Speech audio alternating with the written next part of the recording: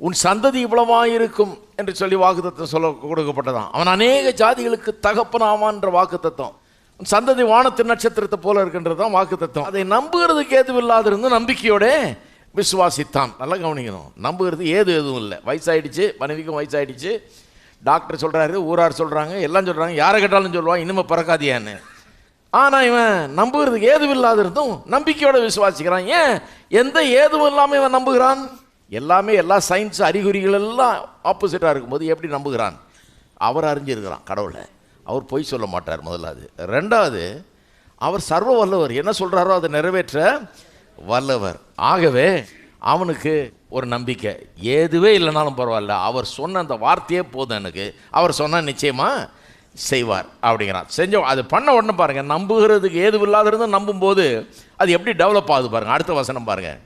அவன் விசுவாசத்திலே பலவீனமாக இருக்கவில்லை.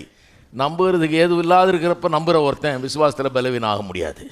நான் சூழ்நிலையை பார்க்க போகிறதில்ல, மற்றவங்க சொல்கிறத கவனிக்க போகிறதில்ல, கர்த்தர் சொல்கிறதே தான் ஃபோக்கஸ் பண்ண போகிறேன், அதை தான் நம்ப போகிறேன். அவர் சர்வ வல்லவர், அவர் உண்மை உள்ளவர், அதை நான் நம்புகிறேன் அப்படின்னு ஒருத்தன் மற்றவங்க எல்லாரும் சொல்கிறதையும் நிராகரிச்சுட்டு கர்த்தர் சொல்கிறத சரின்னு ஏற்றுக்கொண்டு அதை நம்புவான் என்றால் அவன் விசுவாசத்தில் பலவீனனாக இருக்க முடியாது.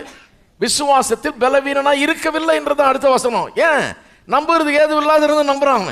விசுவாசம் வருது. இப்போ நிறைய பேர் கேட்குறாங்க, எப்படியா விசுவாசம் சொல்லுவாங்க, விசுவாசம் வரணும்னு ஜெபம் பண்ணுங்க.